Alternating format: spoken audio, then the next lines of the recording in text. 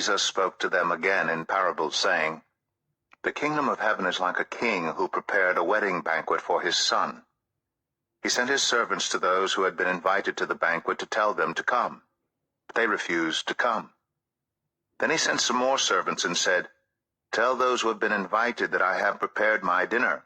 My oxen and fattened cattle have been butchered, and everything is ready. Come to the wedding banquet.' But they paid no attention and went off, one to his field, another to his business. The rest seized his servants, mistreated them, and killed them. The king was enraged. He sent his army and destroyed those murderers and burned their city. Then he said to his servants, 'The wedding banquet is ready, but those I invited did not deserve to come. So go to the street corners and invite to the banquet anyone you find.' So the servants went out into the streets and gathered all the people they could find, the bad as well as the good. And the wedding hall was filled with guests. But when the king came in to see the guests, he noticed a man there who was not wearing wedding clothes. He asked, 'How did you get in here without wedding clothes, friend?' The man was speechless.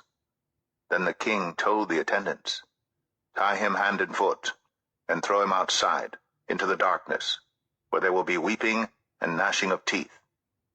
For many are invited, but few are chosen.' Then the Pharisees went out and laid plans to trap him in his words.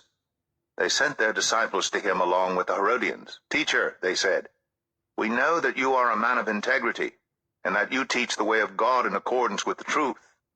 You aren't swayed by others because you pay no attention to who they are. Tell us then, what is your opinion? Is it right to pay the imperial tax to Caesar or not?' But Jesus, knowing their evil intent, said, 'You hypocrites, why are you trying to trap me? Show me the coin used for paying the tax.' They brought him a denarius, and he asked them, 'Whose image is this, and whose inscription?' 'Caesar's,' they replied. Then he said to them, 'So give back to Caesar what is Caesar's, and to God what is God's.' When they heard this, they were amazed. So they left him and went away. That same day the Sadducees, who say there is no resurrection, came to him with a question. 'Teacher,' they said, 'Moses told us that if a man dies without having children, his brother must marry the widow and raise up offspring for him. Now there were 7 brothers among us. The first one married and died, and since he had no children, he left his wife to his brother. The same thing happened to the second and third brother, right on down to the 7th. Finally, the woman died. Now then, at the resurrection, whose wife will she be of the 7, since all of them were married to her?'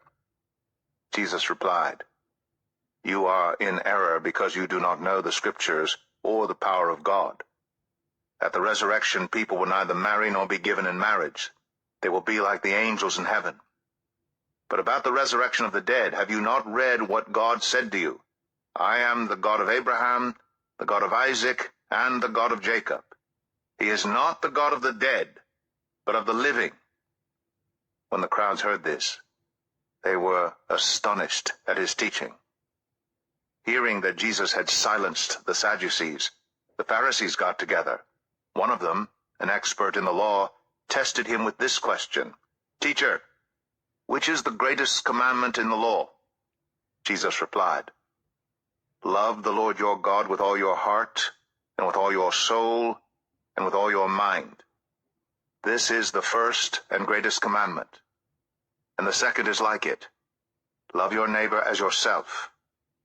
All the law and the prophets hang on these 2 commandments.' While the Pharisees were gathered together, Jesus asked them, 'What do you think about the Messiah? Whose son is he?' 'The son of David,' they replied. He said to them, 'How is it then that David, speaking by the Spirit, calls him Lord? For he says, "The Lord said to my Lord, sit at my right hand until I put your enemies under your feet." If then David calls him Lord, how can he be his son?' No one could say a word in reply. And from that day on, no one dared to ask him any more questions.